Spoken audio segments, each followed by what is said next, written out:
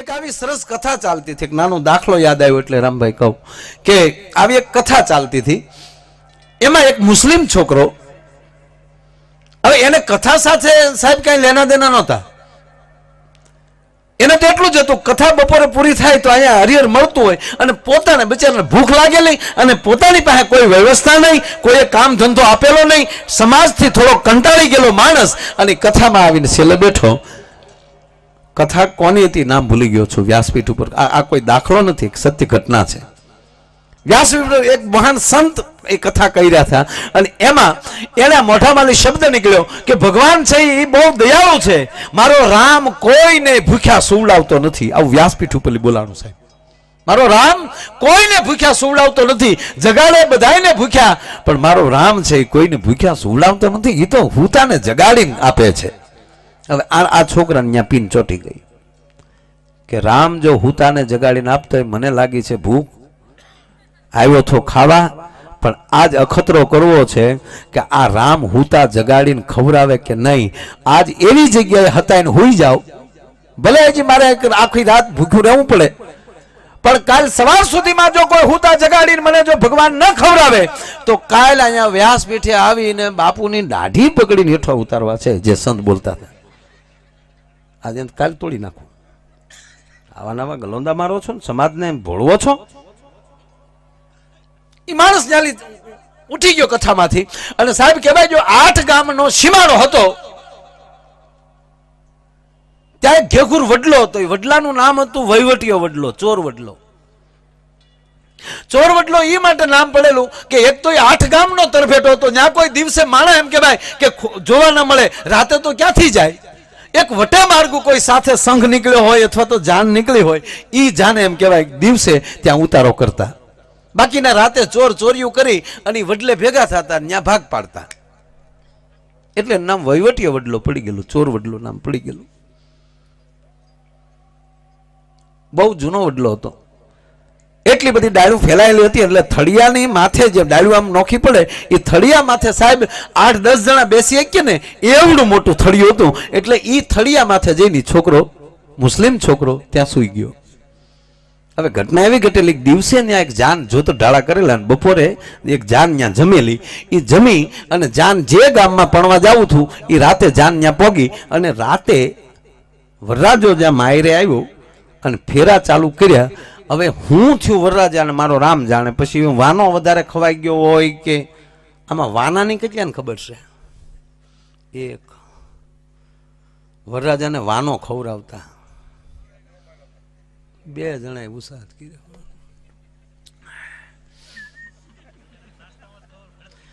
આના ઉપરલી ખબર પડે કે માણસ પાસે રૂપિયો આવ્યો પણ પ્રેમ ઘટી ગયો.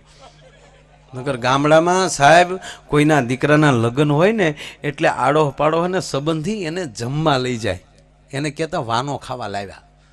ફર્સ્ટ ક્લાસ રસોઈ બનાવે છોકરા હાટું, હારે વળી એક જણો મારી જેવો મફત કોઈ બેસી ગયો હોય. હા, એની પ્રક્રિયા તમને કહું. એને જમાડે અને પછી એ બધી બાઈઓ પછી આડો પાડોની બાઈઓ ભેગી થાય, ઢોલીને બોલાવે અને વરરાજાને ગાતા ગાતા, ગીત ગાતા ગાતા, ઢોલ વગાડતા વગાડતા ઘેરે મૂકવા આવે. સાહેબ એ 5-7 દિવસ થાય ને તો એ વરરાજો આખા ગામમાં જમી લીધો હોય અને એના હાથમાં નાળિયેર આપે, માથે સાડી કે એવું કપડું રાખે, બાયું આમ પકડીને હાલી જતી હોય અને આના એક હાથમાં નાળિયેર હોય ને એક હાથમાં આમ તલવાર હોય. તલવારની પીસીએથી એમ કહેવાય કે એને પાછું ઓલું કપડું ઊંચું રાખ્યું હોય, એને પહ ભર્યો કહેવાય. અને પહના ગીત હતા. હા બેનું, હા, કોણે તારા નાળિયેરા શણગાર્યા ને કોણે તારો પહ ભર્યો. એ વાનો નો ખવડાવ હોય ને એ પહમાં રૂપિયાના હાથમાં નાળિયેરની હેઠે આમ રૂપિયા મૂકી દે. તેથી તો રૂપિયા, 2 રૂપિયા, 5 રૂપિયા મૂકે તો વરનો બાપ કૂદવા મળતો. 5 રૂપિયા વરો હદરી જાય. હે, આ પહ ભરતા એટલે વરરાજાને આવું કાંઈક ખવાઈ ગયેલું કાંઈક, એમાં એને કંઈક આકળી ચડી, જે કાંઈ થયું. પણ ટૂંકમાં વરરાજો એમ કહેવાય કે સાલું ફેરે માંડવામાં પડી ગયો.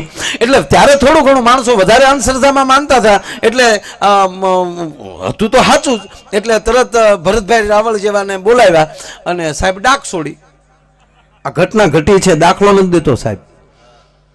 ભૂવા આવ્યો અને ડાકની દાંડી મારી કોણ છો હાલ ઉભી થા હાલ વરરાજો ધૂણ્યો ખમા ખમા કોણ છો અમે 9 ઘરા સહી એક નથી 9 ઘરા સહી ક્યાંથી આવ્યા વડલેથી અહીંયા હું તમારા બાપનું ડાયટું ભવાય મજબૂત વાળો કે અમારે કાંઈ ડાયટું નથી તમે આખી જાન જમ્યા અમને ન જમાડ્યા તમારે જમવું છે કે હા વરરાજા માથેલી રામભાઈ 9 થાળીઓ ઉતારી તૈયાર કરી અને 9 થાળીઓ તૈયાર કરીને 15 જણાને મોકલાક જાવ રાતે વડલે મૂકી આવો એ વડલા હેઠે થાળીઓ મૂકી આવ્યા ઓલો ઉપર હૂતો છે હવે સાંભળજો સત્ય ઘટના છે આ ઓલા થાળીઓ મૂકીને પછી તો મુઠ્ઠીઓ જ વાળવાની ઓચ્યું ન્યા અને એ 9 ઘરાની થાળીઓ દેવા ગયા હતા એટલે પાછું વાળું જોવાય નહીં અમારે એક ભવા હતા બહુ મોટી ઉંમરના ને એ બેઠા હોય એટલે અમે એની પાસે અમે તેથી નાના એટલે આમ એની ખડકીમાં ગળે ને તેને ખબર પડી જાય કોઈક જોર આવવાવાળો આવ્યો એટલે અમને અગાઉ મળે પૂછો છોકરા હું ખાવું અમે કે શીરો એટલે આ તરત દાણા જોઈને એમ કહી દે કે કાલે દિયાથમી જાય આરતી તાણું ચાલુ થઈ જાય એટલે 2 કાહાની તાહળિયું ભરી અને શમશાને શીરો મૂકી આવી છે અમે શમશાનની વાહે નેરામાં અમે વાટે બેઠા હોય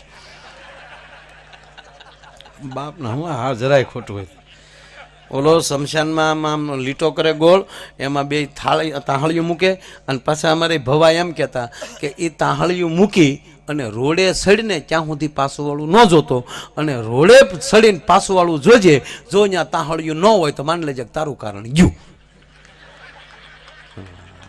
અને અમે હડપ દિન જે તાહળિયું લઈ લેતા અને નેરામ બેઠા બેઠા શીરો ખાઈને ઓલાનો એમ થઈ જાય કે લઈ જાઓ ભૂતળા લઈ જા ભૂતળા સાહેબ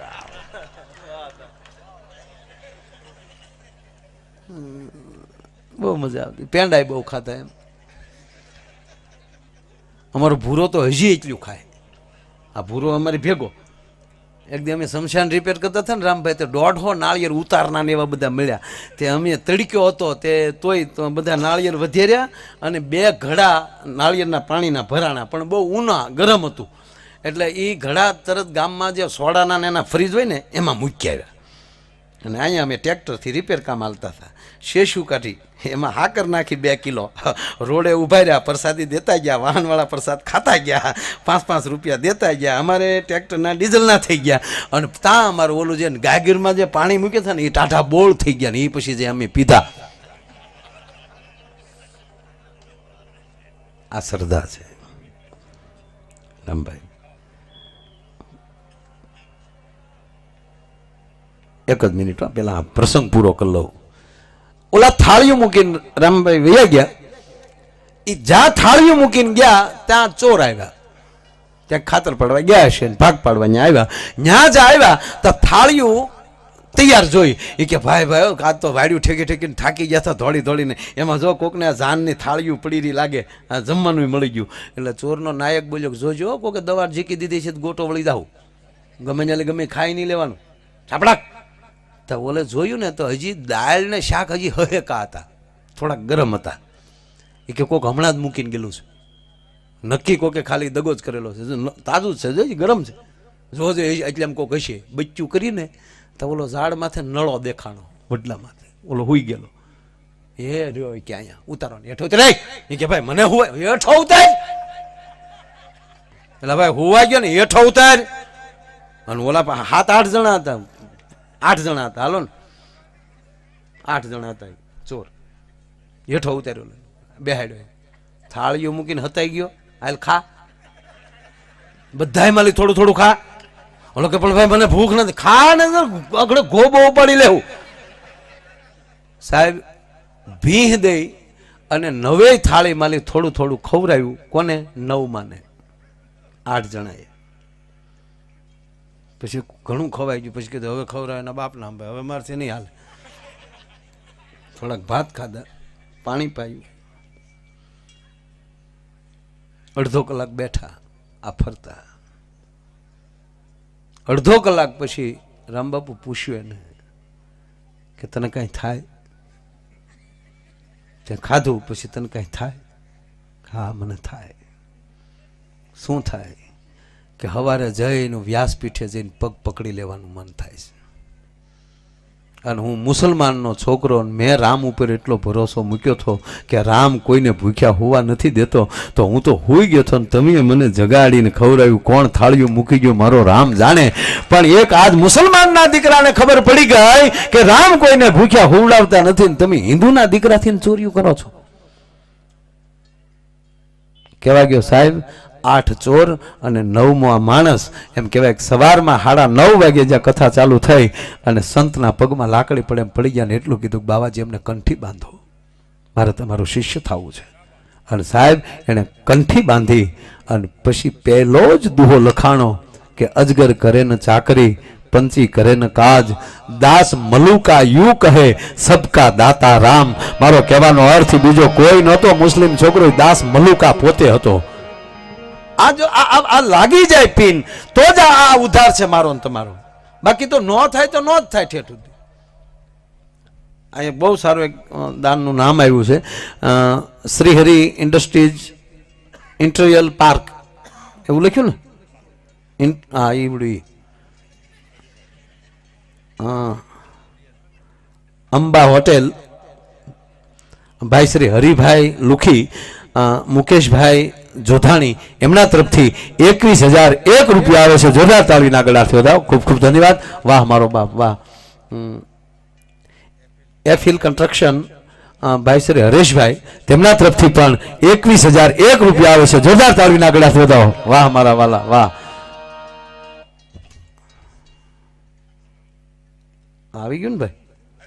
હા હાલો હાલો, આ પાસે કાગળિયા રાખજો તમારી પાસે। આ મોટું લિસ્ટ શું છે? આ એ તો મોટું, આ પેલા બોલાઈ ગયું।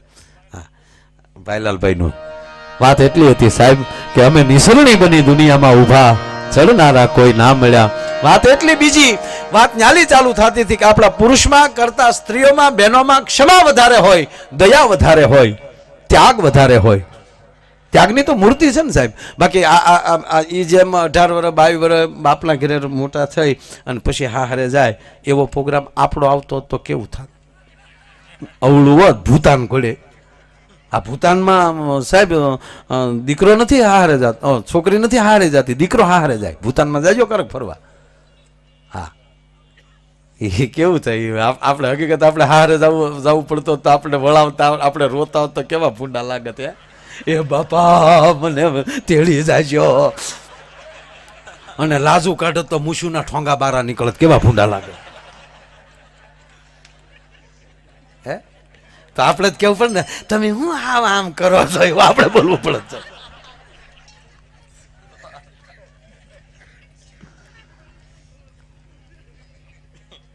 नहीं गजब वस्तु छे।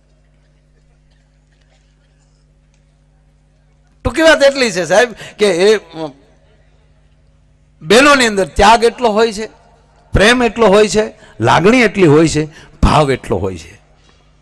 अने कहेवाय गयो वात ई माटे करूं के एक समयनो एक कलाकार नाटकनी अंदर रमनारो माणस ए खाली स्त्री पात्रो पहेरी लेतो साहेब तो एनी अंदर पण जो वात्सल्य भाव पैदा थई जातो। एटले कवि कागने लखવું પડ્યું છે માથે ઓઢી ઓઢણી અને પછી પગે બાંધ્યા ઘૂઘરા, અમે નારીઓ બની રાતભર રમ્યા, જોનારા કોઈ ના મળ્યા છે। યુવાન પેઢી મેં કીધું ને કે પહની ખબર ન હોય તો એને કહેવાય જો બહુ ભવાય ન જોયું હોય। પહેલા તો નાટકો એની અંદર સ્ત્રી પાત્રો નહોતા, પુરુષ જ એમ કહેવાય સ્ત્રી પાત્ર પહેરતા। अरे बीजानी क्या बात करो, स्वर्गस्थ हेमुभाई गढ़वीनी बात करो तमे साहेब। एना 3 मामा सगा अने चौथा हेमुभाई नाटक कंपनी चलावता, एनी अंदर स्त्री पात्र हेमू गढ़वी लेता था साहेब। अने एक प्रसंग में भिखुदान भाई पासेथी सांभळेलो के पाड़ोदरनी अंदर जदी हेमू गढ़वी नाटक कंपनी लईने गया अने रात 9 जदी एम कहेवाय नाटक भजववानुं हतुं, पित्रो साहेब एने जाहल बनवानुं हतुं हेमू गढ़वी ने। एक तो एनुं कांठ, एनी केणी, पण एक नानी नाटक कंपनी एटले एनी पासे एक दीकरीना जाहलनो पोशाक पहेराय एवो एनी पासे पोशाक नहोतो। आखुं गाम पाड़ोदर आयरनुं अने आयरनी दीकरी जाहल छे एटले गाममां जईने कोके कीधुं के हेमुभाईने थाय एवा कपड़ा कोई दीकरी पासे होय तो अमारे जोता छे। अने साहेब एक आयरनी दीकरी घरे बोलावीने कीधुं के हेमुभाई आ ल्यो मारा कपड़ा, आ પહેરશો ने एटले असल जाहल जेवा लागशो, जाहल ज लागशो। ए आयरनी दीकरीना साहेब एणे कपड़ा પહેર્યા અને જાહલ થઈને પાડોદરના પટમાં જેથી એમ કહેવાય કે હેમુ ગઢવી આવ્યા અને જાહલની ચિઠ્ઠી જેથી રજૂ કરી તેથી કહેવાય ગયો 15 ગામનું માણા બેઠું હતું. 15 ગામનું માણા રોતું હતું સાહેબ. એ નાટક તો પૂરું થયું અને જે દીકરીના કપડાં હતા એને હેમુભાઈ કપડાં ઘરે દીધા. આ નાટક કંપની વહી ગઈ પણ કહેવાય ગયો કે હમણાં સુધી દીકરી હતી એ બેન હતા એ માળી જીવતા હતા પછી તો માળી થયા હોય ને સાહેબ. એને આખી જિંદગી સાહેબ એ કપડાં પહેર્યા નહોતા. જાહલના સમજીને પૂજા કરી હતી સાહેબ. એ આ દેશ છે. આ કપડાં જાહલના છે.